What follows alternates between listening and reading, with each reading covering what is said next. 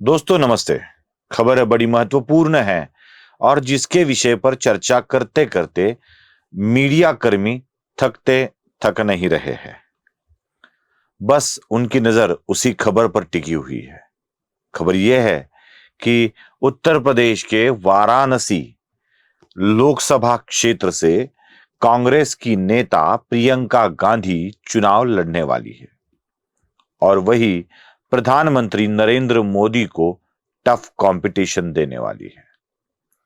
यह खबर सुनने के बाद मुझे मोदी के जीत की चिंता होने लगी है, क्योंकि वही प्रियंका गांधी है जिन्होंने गंगा स्नान किया था, गंगा आरती की थी, अपने दत्तात्रेय गोत्री ब्राह्मण होने का बार बार सबूत दिया था और ब्राह्मणों के शहर वाराणसी में अब प्रियंका गांधी प्रधानमंत्री नरेंद्र मोदी को चुनौती देने जा रही है।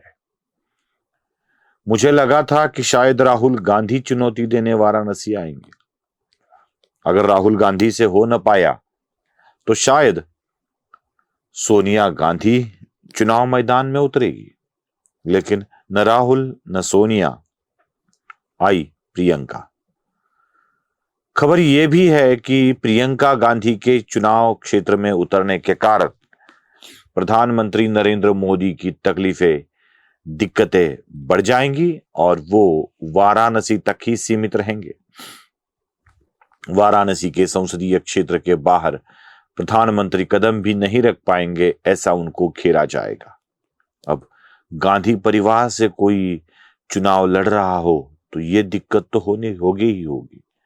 बस प्रधानमंत्री अब अपने आप को संभाले, वो जीत सकते हैं या नहीं यह भी तय करना जरूरी है। मुझे तो लगता है प्रधानमंत्री नरेंद्र मोदी इतने डर गए होंगे कि शायद उन्होंने अपने लिए अलग संसदीय क्षेत्र भी चुन लिया होगा। क्यों न फिर से एक बार गुजरात से चुनाव लड़ा जाए। मुझे आश्चर्य इस बात का हो रहा है कि अगर कांग्रेस को पिछली लोकसभा क्षेत्र में सिर्फ एक जगह मिली है, सिर्फ एक, और वो भी रायबरेली की सोनिया गांधी वाली। राहुल गांधी भी अपने परंपरागत चुनावी क्षेत्र अमेठी से हार गए थे। अब प्रियंका गांधी को फिर से एक बार मैदान में नए सिरे से उतारा जा रहा है। वैसे प्रियंका गांधी को पहली बार उतारा नहीं जा रहा है। मैंने नए सिरे से कहा और फिर से एक बार कहा। भले ही सीधे चुनावी मैदान में प्रियंका गांधी ना हो, लेकिन उत्तर प्रदेश के विधानसभा चुनाव में प्रियंका गांधी जरूर उतरी थी और उन्हें इंचार्ज भी कर दिया गया था।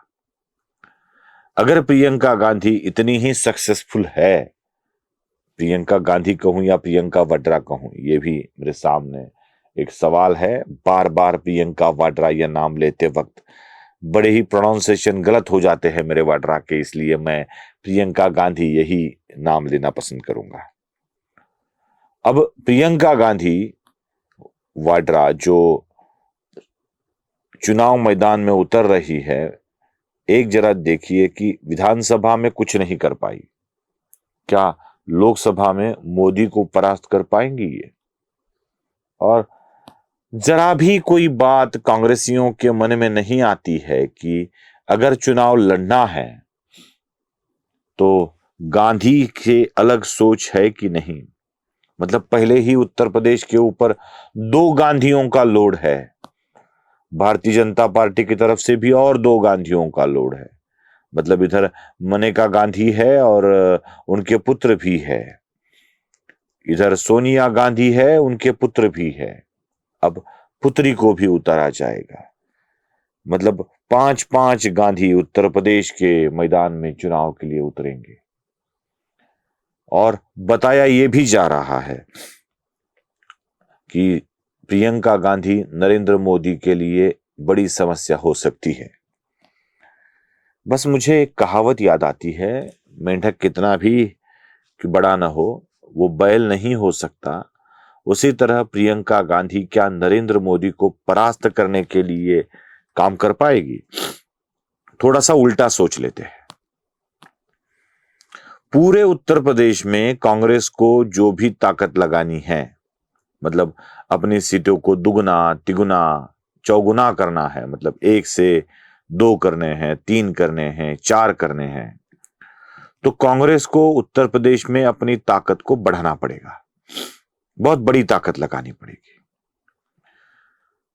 प्रधानमंत्री नरेंद्र मोदी के खिलाफ खड़ी प्रियंका या रायबरेली से लड़ रही सोनिया या अमेठी से लड़ रहे राहुल, इन तीनों के लिए कांग्रेस को अपनी ताकत को इन्हीं तीनों संसदीय क्षेत्र में लगाना पड़ेगा। मतलब जाल बुना जा रहा है मोदी के लिए या गांधी के लिए। मोदी तो वाराणसी संसदीय क्षेत्र में अपना पर्चा दाखिल करेंगे और प्रचार के लिए निकल पड़ेंगे, लेकिन कांग्रेस को पूरी ताकत इन्हीं 3 संसदीय क्षेत्र में लगानी होगी। तो वाराणसी में, रायबरेली में और अमेठी में कौन बंधा पड़ रहा है, कौन बिजी रहेगा इन 3 कॉन्स्टिट्यूंसी में? यही बात सब कुछ साफ कर देती है। मोदी बांध कर रहने वालों में नहीं है। अगर बांध कर रहेंगे तो कांग्रेस वाले, क्योंकि अपनी इज्जत बचाने के लिए। पिछली बार तो आधी अधूरी इज्जत निकल ही चुकी है। राहुल गांधी अमेठी से परास्त हो चुके हैं और एक अकेली सोनिया गांधी चुनकर आई है। इस बार इस इज्जत की धज्जियां कहीं 3 संसदीय क्षेत्र में ना निकल जाए, इसी की चिंता कांग्रेस को करनी होगी, ना कि नरेंद्र मोदी को। आपको क्या लगता है? कमेंट बॉक्स में जरूर बताइए। नमस्ते।